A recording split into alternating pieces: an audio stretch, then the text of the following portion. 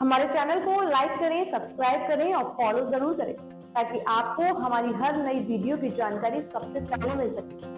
आपका सपोर्ट हमारे लिए बहुत कीमती है, इसलिए जुड़े रहिए हमसे और अपने दोस्तों के साथ भी शेयर करना ना भूलें। मई 2025 से भारत में कई क्षेत्रों में महत्वपूर्ण बदलाव लागू हो रहे हैं, जो आम जनता की जेब, दैनिक जेब और सेवाओं पर सीधा असर डालेंगे। नीचे विभिन्न क्षेत्रों में होने वाले प्रमुख बदलावों की विस्तृत जानकारी दी गई है, जो विश्वसनीय स्रोतों पर आधारित है।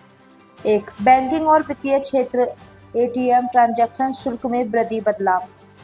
भारतीय रिजर्व बैंक आरबीआई और भारतीय राष्ट्रीय भुगतान निगम एनपीसीआई के निर्देशानुसार एटीएम से पैसे निकालने और बैलेंस चेक करने की फीस में बढ़ोतरी की गई है। नकद निकासी। मुफ्त ट्रांजैक्शन सीमा पार करने के बाद प्रति ट्रांजैक्शन शुल्क 17 रुपए से बढ़कर 19 रुपए हो गया है। बैलेंस चेक करने का शुल्क 6 रुपए से बढ़कर 7 रुपए प्रति ट्रांजैक्शन हो गया है। कुछ बैंक जैसे एचडीएफसी, पीएनबी और इंडसइंड ने मुफ्त सीमा के बाद 23 प्रति ट्रांजैक्शन तक शुल्क निर्धारित किया है। प्रभाव। बार बार एटीएम का उपयोग करने वाले ग्राहकों के लिए खर्च बढ़ेगा। विशेष रूप से उन लोगों पर असर पड़ेगा जो अपने बैंक के नेटवर्क से बाहर के एटीएम का उपयोग करते हैं। सुझाव। मुफ्त ट्रांजैक्शन सीमा का ध्यान रखें और डिजिटल भुगतान यूपीआई कार्ड का अधिक उपयोग करें। क्षेत्रीय ग्रामीणों बैंकों आरआरबी का बदलाव। सरकार ने एक राज्य एक आरआरबी योजना के तहत 1 मई 2025 से 11 राज्यों में क्षेत्रीय ग्रामीण बैंकों का विलय शुरू किया है। इससे 43 आरआरबी की संख्या घटकर 28 हो जाएगी। प्रभावित राज्य।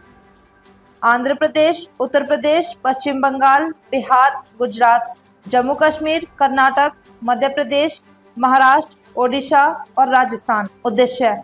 परिचालन दक्षता बढ़ाना, लागत कम करना और ग्रामीण क्षेत्रों में बैंकिंग सेवाओं को मजबूत करना।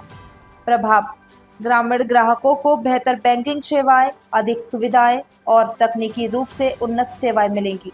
हालांकि विलय के दौरान कुछ अस्थायी असुविधाएं हो सकती हैं। सुझाव। ग्रामीण बैंक खाता धारक अपने बैंक से विलय की प्रक्रिया और नई सेवाओं के बारे में जानकारी लें।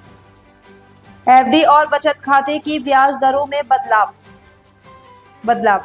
आरबीआई द्वारा हाल ही में रेपो रेट में 0.25% की कटौती के बाद कई बैंकों ने फिक्स्ड डिपॉजिट, एफडी और बचत खातों पर ब्याज दरें कम कर दी हैं। कुछ बैंकों ने उच्च ब्याज दर वाली योजनाएं बंद की हैं। उदाहरण। श्रीराम फाइनेंस लिमिटेड ने एफडी पर ब्याज दरें बढ़ाई हैं, जबकि कई बड़े बैंक जैसे एसबीआई, एचडीएफसी ने दरें घटाई हैं।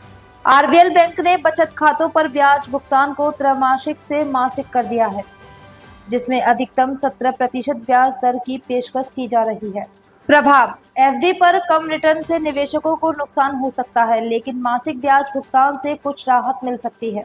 सुझाव। निवेशक विभिन्न बैंकों की ब्याज दरों की तुलना करें और वैकल्पिक निवेश विकल्प म्यूचुअल फंड, बॉन्ड पर विचार करें। 2. रेलवे टिकट बुकिंग नियमों में बदलाव। भारतीय रेलवे ने 1 मई 2025 से टिकट बुकिंग और यात्रा नियमों में बड़े बदलाव लागू किए हैं। Waiting ticket. स्लीपर और एसी कोच में वेटिंग टिकट अब मान्य नहीं होंगे। वेटिंग टिकट के साथ केवल जनरल कोच में यात्रा की जा सकती है। एडवांस रिजर्वेशन अवधि। टिकट बुकिंग की अवधि 120 दिनों से घटकर 60 दिन कर दी गई है। अतिरिक्त शुल्क।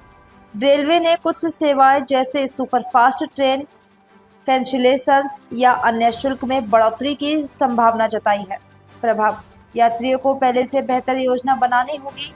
स्लीपर एसी कोच में अनधिकृत यात्रा पर सख्ती बढ़ सकती है और छोटी बुकिंग अवधि से पीक सीजन में टिकट मिलना मुश्किल हो सकता है।